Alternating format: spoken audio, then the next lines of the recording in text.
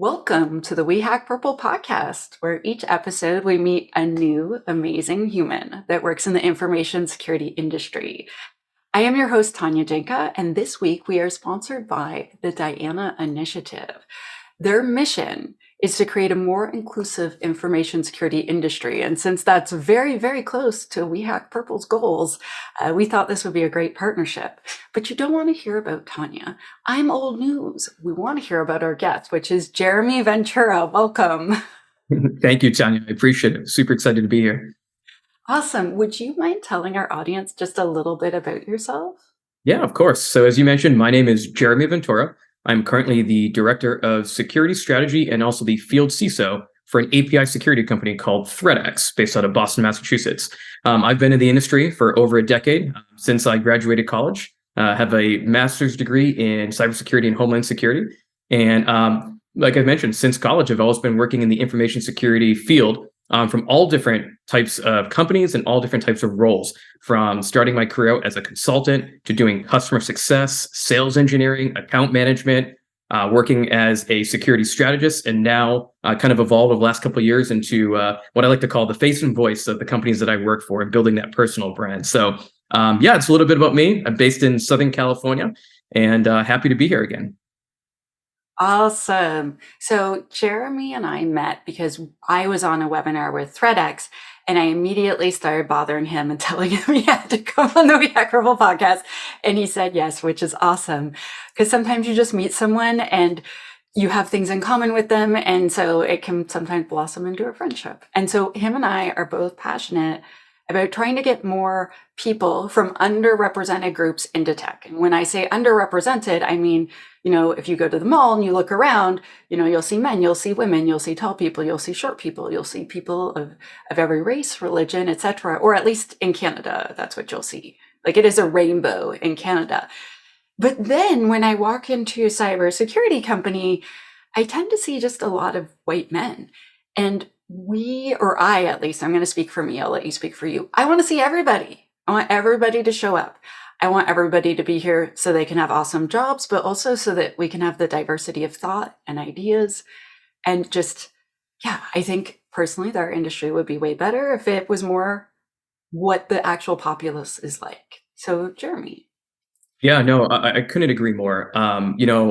Going back to when I started in my career, it looked a certain way, it felt a certain way. And I think a lot of that had to do with just the organizations that were looking to build information security teams in general were kind of legacy in a sense, right? When, I heard the best advice when I was growing up in college that said, when you pick a job, if you can relate to somebody, or if you can look at the board or the C-level executives, find them on the website, and you maybe looks like somebody, or you might have the same background because they all have their bios up on company pages or everything. But if you see that and you can resemble yourself and you can see yourself working for that company, then maybe that is a good spot versus something that might be completely stuck, let's call it, or very, very common. And we as an industry definitely need to do a lot more to get underrepresented individuals into cybersecurity.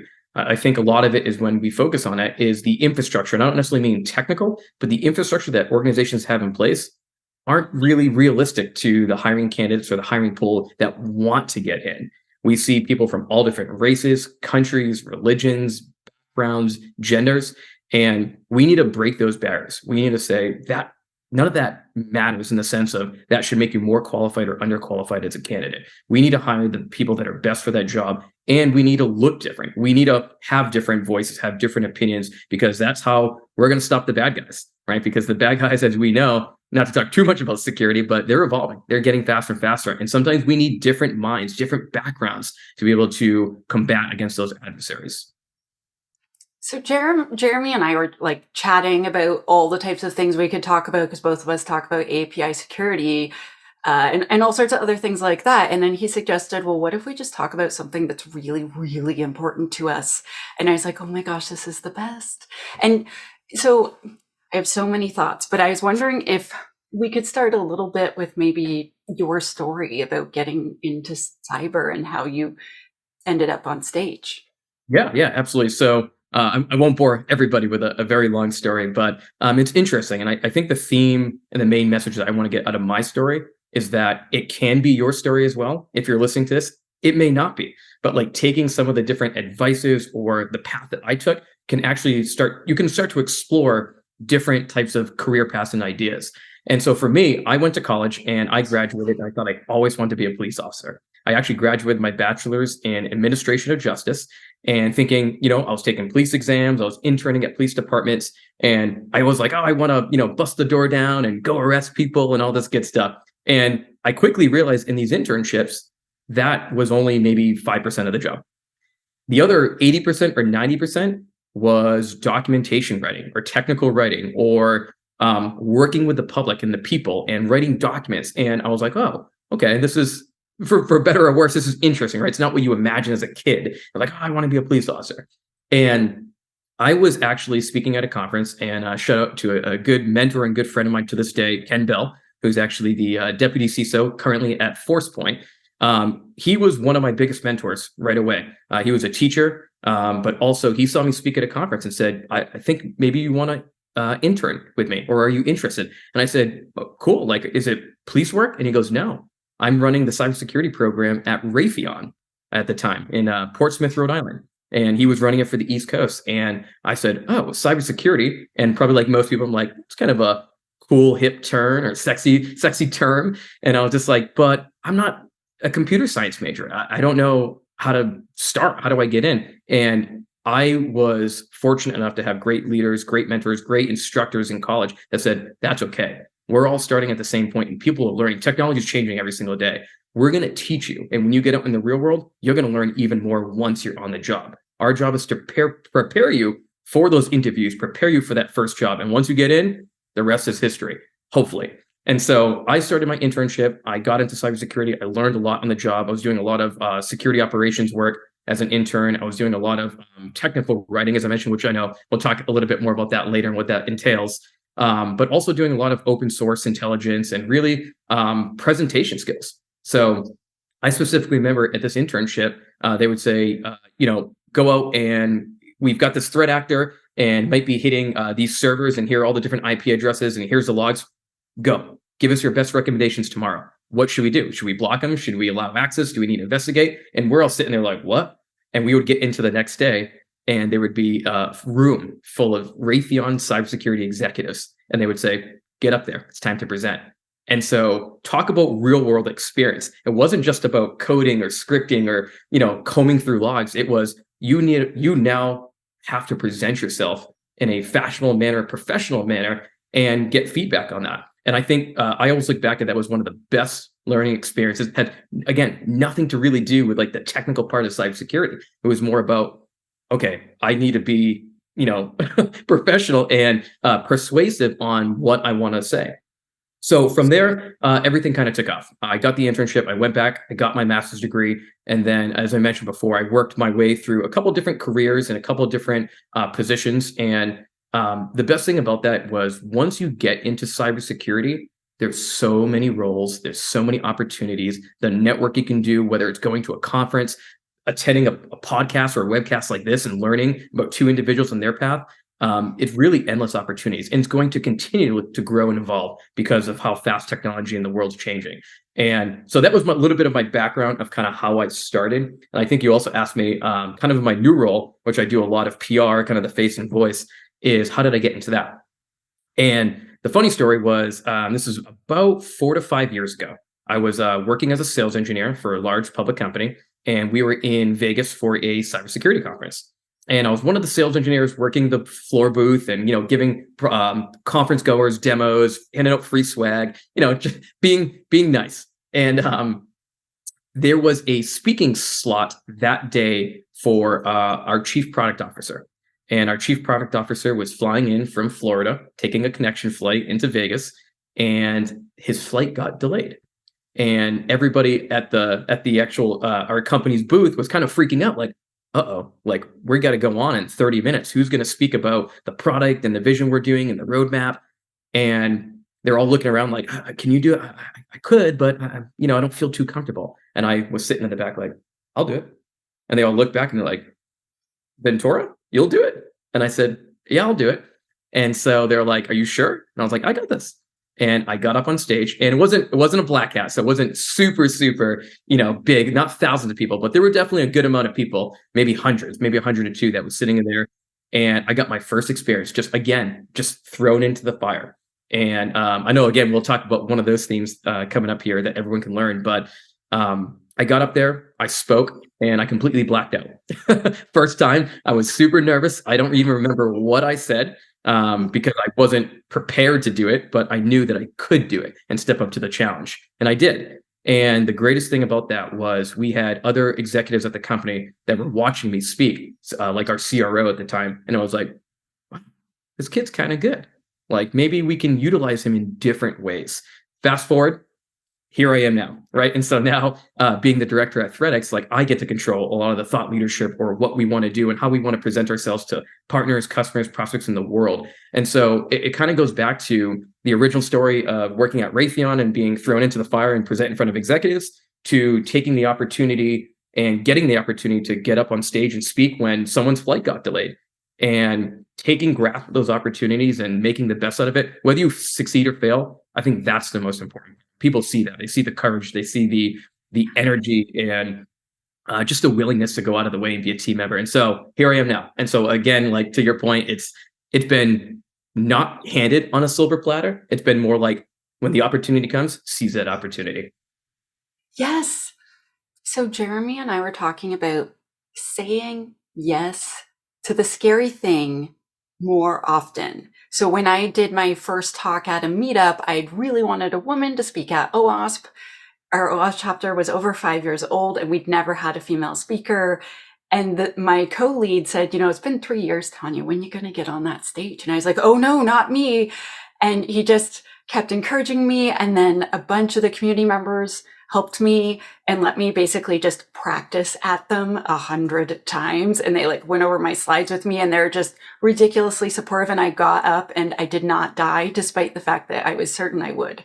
And then I went to B-Sides, and my other professional mentor, he announced after the conference, because it was his conference, or he founded it, next year, Tanya Janca speaking. And I was like, what? And he's like, you have a whole year to prepare. You'll be fine. And so a year later, I did present. And I was so nervous. I was falling apart, Jeremy. He actually got up on stage and stood next to me. Super awkward, on stage in front of hundreds of people. He's like, I'm right here. You need anything? I'm right here. And my demo totally failed. He's like, don't worry, just keep going. and it was great. And then after, he encouraged me to just keep speaking. And yeah, it was a super scary thing, but I went and did it anyway. And so Jeremy and I have 400 things we want to tell all of you. But one thing that we kept coming up with is, if there's this opportunity, and it's kind of scary, but we want to, encourage everyone to take that shot, especially if you're from an underrepresented group.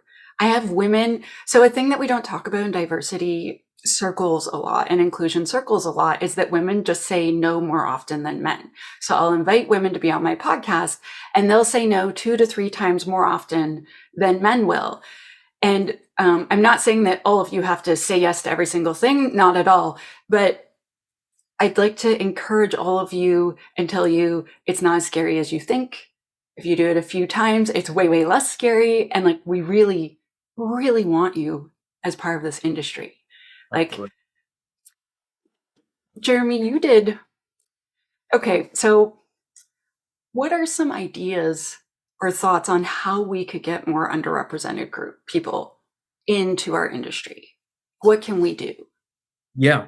I definitely think a lot of it comes back to just in history, when we look back of how we can get underrepresented people in anything. A lot of it comes to being an advocate. So if you are that individual that's sitting, regardless of what you are, and you're sitting in your seat, you might be a director, vice president, CEO, or just an influential person in someone's life that can make a difference.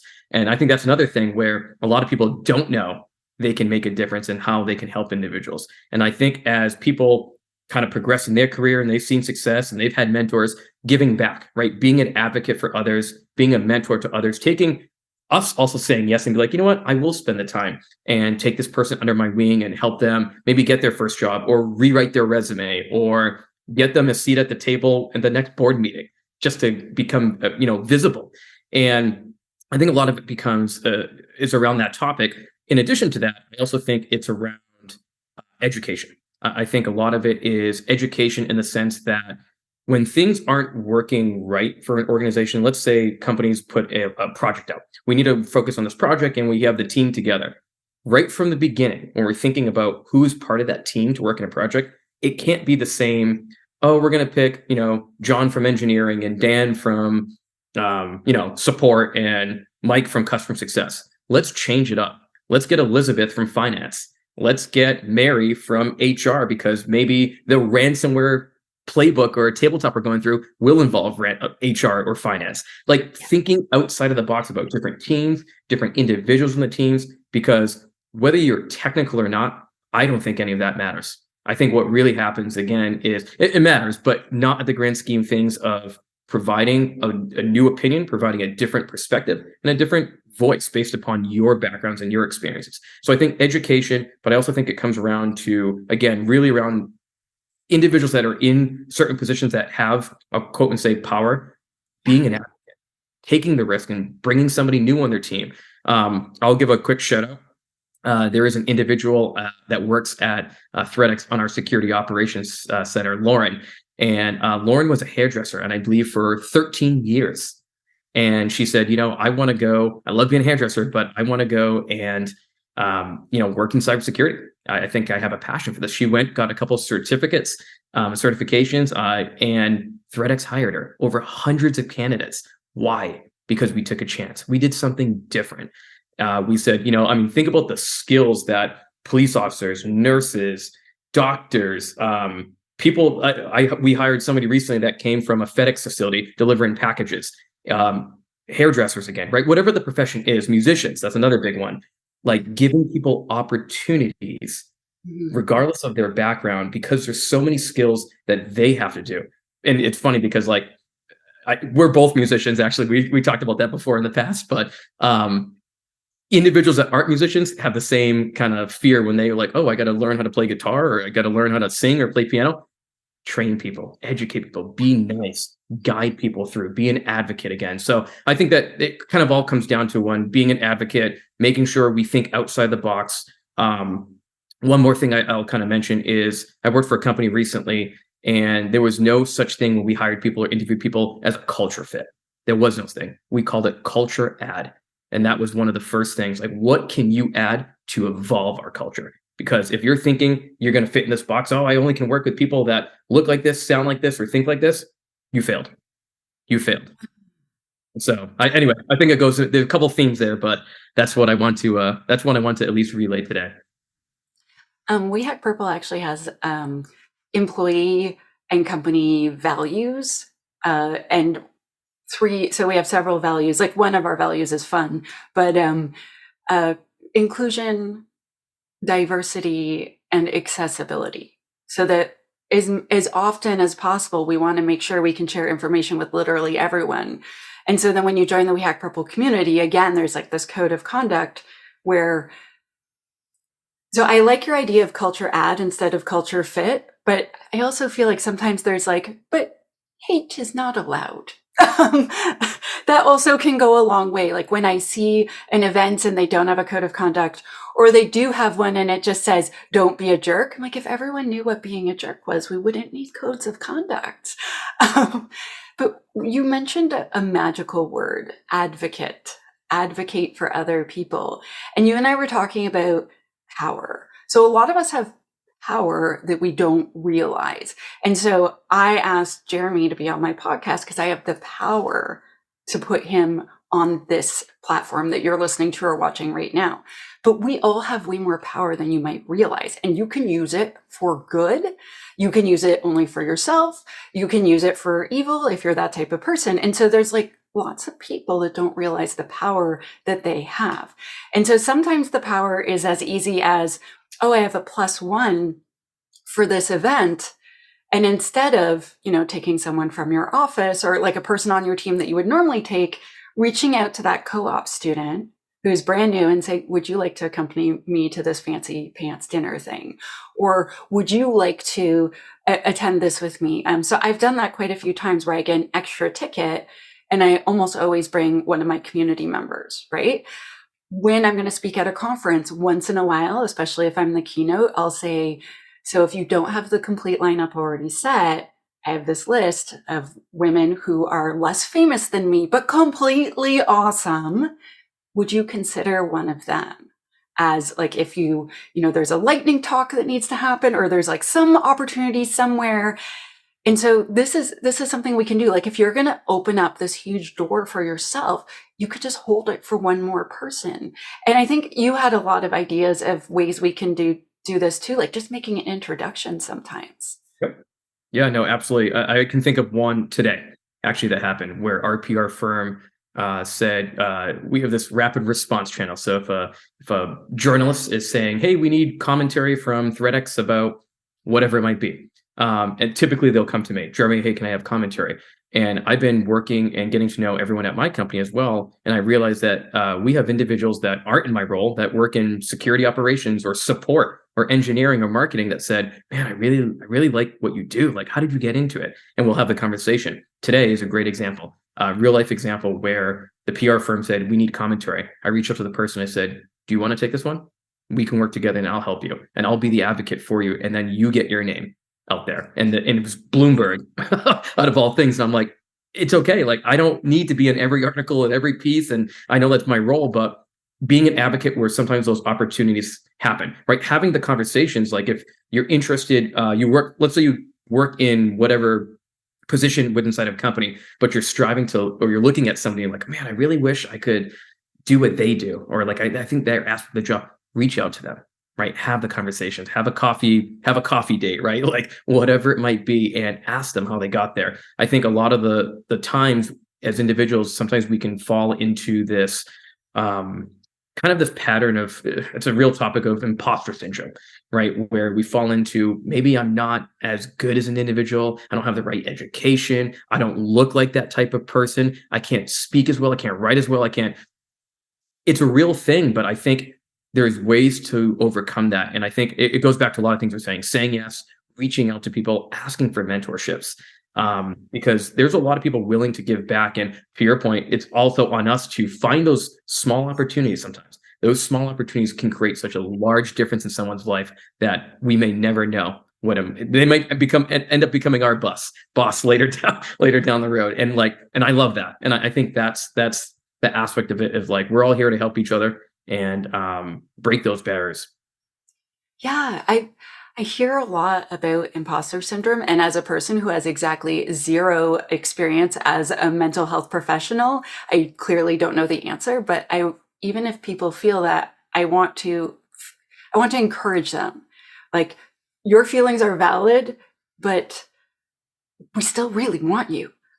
Do you know what I mean? Like, we still really want you, even if, like, there's this woman who's completely awesome, I asked her 3 years ago to be on my podcast, and she's like, "Oh, I don't really know that much." And I remember telling her, "You have over 20 years IT security experience. Do you understand how much knowledge is in your head?" And she's like, "Oh, like, I'm pretty middle of the road." I'm like, "No, I'm sorry, but you wouldn't still be in it after 20 years if you weren't skilled." Like, you probably take for granted just how much deep knowledge that you have in these areas. And I remember she still, I was like, "Think about it for a few months and I'll check in." And she's like, "No, I appreciate your comments, but I'll just keep asking." And I'm like, "Okay, so if in a year you change your mind, I'm still here." I think another thing we could do too, Jeremy, and I don't know if you get asked this, but I get asked this a lot. So I have close ties with the university in Victoria. I've guest lectured a few times. I really like you, Vic. Awesome. And so sometimes one of their professors will say, "There's this young lady and she's just out of this world. Is there a chance that you would meet?" I'm like, "Hells yeah, you signed me up for that. I'm going to try shamelessly to convince her to join application security because that's my field of interest." But yeah, absolutely. And like, if someone can have the chance to talk to someone that's successful that they relate to, I Yep. feel like that offers a lot of value, like that representation really matters. It does. It does. It absolutely does. I think it's kind of ingrained in a lot of us, right? Where we kind of see ourselves in other people. We want to achieve what they've done, whether it's success or whether it's a certain role or whatever it might be, money, pay, right? Everyone's kind of motivated by different things, to be honest, right? And I think it pays off to say yes, right? It pays off to kind of find those opportunities where you can and really excel and put yourself out there. It's not easy, right? And where no one's saying it's easy, no one is saying it's going to go 100% perfectly, because more times than not, it doesn't at the beginning. But once you do it, once you kind of learn, once you kind of evolve, right? I think that's where you start to find success. I can't tell you how many times I have had friends. I can think. I'm just thinking on the spot. I've got one friend that she was working in a job, and it was really kind of like door to door, literally physically door to door, like selling of like solar.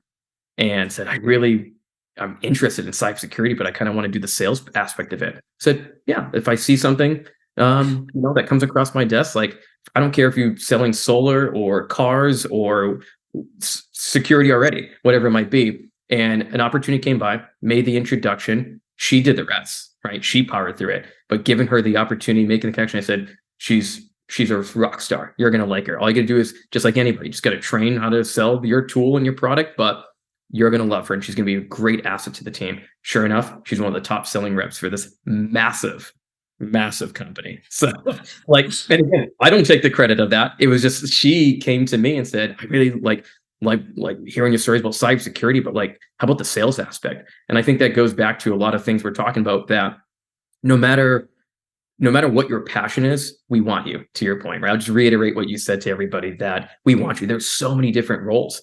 Like I said, I've worked in customer success where I was kind of doing customer support, making sure our customers were successful, to consulting and flying all around the world, to working internal security and doing compliance, right? Very, very different jobs, as you know, but there's something here for everybody: sales, support, public speaking, marketing, whatever it might be. And so, and obviously the security aspect of it too, the technical aspect of the job. So yeah, I can't speak enough about, again, Tanya, to your point, like reaching out, finding those opportunities.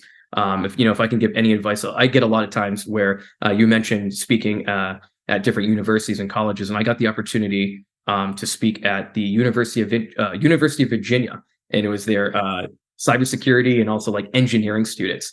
And the questions, the Q&A from after I was done, and how many people reached out to me on LinkedIn Mhm. was, it made me optimistic. I think sometimes in our roles we can be like, cybersecurity, right? We're working long hours sometimes. We're always trying to fight the bad guys, or dealing with whatever it is in security. But to see students of all different backgrounds, genders, nationalities, religions, again, just taking the time to reach out LinkedIn. Hey, Jeremy, that was really great. I would love to add your connection. And just see, that to me is the world, right? And that they're doing something right there, right? It's like, hey, no matter who the guest speaker is, reach out to them. You never know what can happen. It could be an internship, it could be a job, it could just be a reference, right? Or a friend that's down the street. And so you never know. And so anyway, conferences, reaching out, speaking, networking, right? We kind of all tie it together, but it's kind of what will get you in and help you succeed once you get in. I feel like a common thread that I see when this topic comes up, so like, how can we get more people into cybersecurity? There's four things that I keep seeing, and I'd love to hear your opinion. But one is education. You and I talked about that. One is mentorship. So like a person that's in your corner that you can tell them all the things you want, and they're not going to run around and talk about it. And then there's so education, mentorship, uh, representation, and then just opportunities, like saying yes more often, but also us trying to give more opportunities, like remembering to. So like, for instance, I got invited to speak at a conference, and I couldn't make it.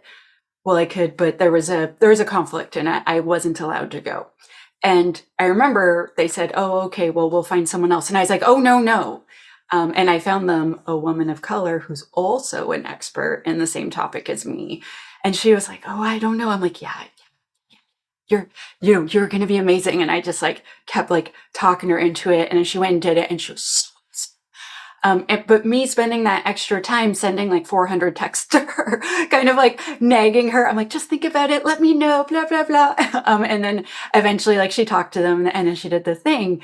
So like that little bit of like maybe a nudge, you know what I mean? Like, I don't want anyone to feel like they're forced, but she was like, well, that sounds interesting, but are you sure I'm ready? And I'm just like, yeah, Yeah. I am sure. Like, you know your topic inside and out. And if you're a bit nervous on stage, it's okay. Everyone is rooting for you to be awesome. And so if we're advocating for others, we're trying to make introductions, some of us are offering mentoring. How can we get this education across? Because you and I talked about this a little bit, and we're both a bit passionate about this topic. Like, what are some options for learning? Yeah, and awesome, awesome topic. I was another example. I was mentoring somebody over the weekend, and this individual again trying to get in cybersecurity took a different path. His beginning of his life, and said, how do I start? Like I may not have the funds or resources to go back and get. I mean, college is expensive. College is very, very expensive here in the United States, and so not everyone can afford it. Not everyone is meant to go through 4 or 5, even 2 if you can accelerate it, years of school, just not built out. So while education is great, yes, I got a master's degree, I went to school, I can still advocate about it, I love it, but there are other avenues as well. Things such as going to conferences. A lot of the conferences that are out there, not even just nationally, but worldwide, offer sometimes student discounts. They offer scholarships for individuals to go. In addition to conferences, attending webinars. There's so many different resources for webinars. You and I were, shout out to TechStrong and Security Boulevard. They put out like 5 a day, I feel like. But like you can learn on any topic you want. And that's just one, right? Obviously your podcast. There's so many other podcasts out there that aren't necessarily geared to always the technical thing, right? It's about how do we help people grow and educate and get into this field and be successful. So between conferences, between education, the other big common thing is a lot of people ask me about certifications. Where can I start? Again, some people love it. Some people hate it. It's like anything else, right? It's a standardized test, and sometimes it's how good is your memory? And so certifications never not help. Let's say that. And there's different great ones like Security Plus, Network Plus, A Plus. I know GIAC and SANS have their own entry level, like essentials. I think it's called like Cybersecurity Essentials 101, something similar to that. So there's a lot of resources out there. There's also a lot of free training. Tanya, I know you're the expert when it comes to training, but so many students learn or people that are looking to get in a field, no matter what the field is, even something simple that's free and resourceful to them, like YouTube. Get on YouTube, Google. I do all the time. Like if I want to learn about a new ransomware affiliate or group, or I want to learn about a new technology, sometimes the fastest, easiest way to do that, go on YouTube. Never mind reading articles and blogs, but YouTube, everyone learns different. Some people like audio and visuals. Some people like reading. Some people like going to school and doing that grind. And some people like getting their hands dirty, right? I got to get into internships and co-ops, right? So there's a lot of things out there. And I mean that in a good way. Like, don't let it overwhelm you in the sense of like, I don't know where to start. Figure out kind of what you're good at, how you like to learn, and start to really research and progress in that field. And you can always pivot, right? There's enough time. You can always pivot, because cybersecurity and us trying to hire people is not going away. It's a problem. It's only going to get worse. Worse as far as hiring is like not enough roles open because of what we need to do to protect the organizations that we provide for. And so, hopefully that's a lot. So certifications, training, education, conferences, podcasts, webcasts, YouTube. There's great podcasts out there. I know you and I were talking before the show about just how both of us like to learn. I know I'm an audio guy, never used to be, but now I get in the car and I'll just listen to the top cybersecurity trends of the day and podcasts, and I get my knowledge like that within 5 minutes. So, but yeah, that's kind of some of my recommendations. Okay, so while we're on this topic of learning, I want to thank our sponsor, the Diana Initiative. So it is their goal to create a more inclusive information security industry. Their diversity-driven conference committed to helping all underrepresented people in information security. The Diana Initiative features multiple speaker tracks, villages, hands-on workshops, and a Capture the Flag event. Their theme this year is Lead the Change. And I'm super ridiculously excited to announce that I am going to be one of their keynotes. I've been a huge, huge fan, and We Hack Purple is a sponsor of their amazing conference. Jeremy, I've been so many times. And so when I switched from software development to security, I went from being like one of a handful of women to being the only woman in every meeting I ever attend. And I remember being on this team of like 12 pen testers, and it's like, oh, and there's Tanya. I'm like, hello. Just a pile of dudes. And so I remember I went to Vegas to Hacker Summer Camp. So there's Diana, DEF CON, Black Hat. There's so many different events happening. And I remember I walked into Diana and I just felt so comfortable. And from then on, I always stayed at the Westin just so I could be near the Diana people. Even when the conference wasn't happening, there'd just be so many more women and non-binary folks and like gender non-conforming folks. And just, I'm not surrounded by 100% men. And I'm really well known now, but the first time I went to DEF CON, I wasn't. And I had like a lot of awkward situations, Jeremy. Like I remember I was taking a workshop. This was the first day. And the guy next to me, he puts his arm around me. He's like, it's so that I can see your screen better. I'm pair programming. I'm like, we're not programming. And then the guy running the workshop comes over and he's like, stop that. And he like takes the guy's arm off and shoves him away. And then he puts his arm around me. The guy running the workshop at DEF CON. Yeah. And so I went into Diana and I was just like, oh, I'm home. Do you know what I mean? And like making these safe spaces for people is really important so that they join our industry and so that one day we don't need them because it's just cool. And so a thing We Hack Purple has been trying really hard to do over the past year and a half is get our community members to present for the first time, to write an article for the first time. Like no matter who they are, even if they are the person that we see the most often in cybersecurity, we want every person to have that safe space where they're like, I wrote a blog article. What do you think? Oh my gosh, it's my first one. And so I love your thoughts on that. I want to add one more thing, and then I swear I'm going to bring it back to you. But so for those of you who don't know, who've been living under a rock, We Hack Purple has free security training in our community. So you can join, you can learn infrastructure as code security, you can learn application security, cloud security, well, just Azure. There's no AWS yet. But anyway, and we're adding open source intelligence gathering with Joe Gray very shortly. And so we are trying so hard to have a place where people can come to learn. And I'm not the only one doing this, like Women Cyber Jitsu. There's so many awesome groups. And so no matter who you are, if you are listening, we want you. We want you in our field. And quite frankly, we need you. We need your help if we're going to start winning at cybersecurity. And so follow Jeremy. Follow, like if you see a podcast and he's on it and you watch it, the other person on it might be awesome too. That's how I met him. Someone else was on a podcast and I was like, this guy's awesome. Who's he? And so there's just, there's so many opportunities. I don't know how else we can encourage people, Jeremy. No, you said it perfectly, but I think to your point, not everyone's going to always feel comfortable and willing to do certain things. And so it's also upon us as leaders in the industry as well to make sure, I mean, you said it best, create safe spots or safe places where people can feel okay that it's okay, you don't know anything, because we don't know everything, right? We learn every single day, right? That's kind of the cool thing about this field is it's ever changing, right? One day you might think you really know everything about this specific technology or concept, and then tomorrow it changes. And we got to keep reiterating for ourselves that not everyone's going to be a subject matter expert or an expert, and that's not how you have to become successful in this field as well. So you said it best, like creating safe spaces and safe places and spaces for individuals is super important. But also, I think also, I will leave it with this. The one thing I would love to see, you can take this clip and send it to Black Hat and RSA and everybody. But the one thing I would love to see is more opportunities, especially at these conferences, for people looking for jobs. I was on a podcast recently with my good friend Neil Bridges, and we talked about, we were at Black Hat. It was a recap of Black Hat. And I said, there was a spot in the back. So they did have, I was like, oh, career opportunities. I think there was 4 companies. There were thousands of organizations there on the trade floor, spending millions and millions and millions of dollars on boots and swag and everything. 4 companies saying, hey, we're here for the career. We have a representative, like if you're looking to get in cyber or you're looking to switch jobs or you're coming for a different background.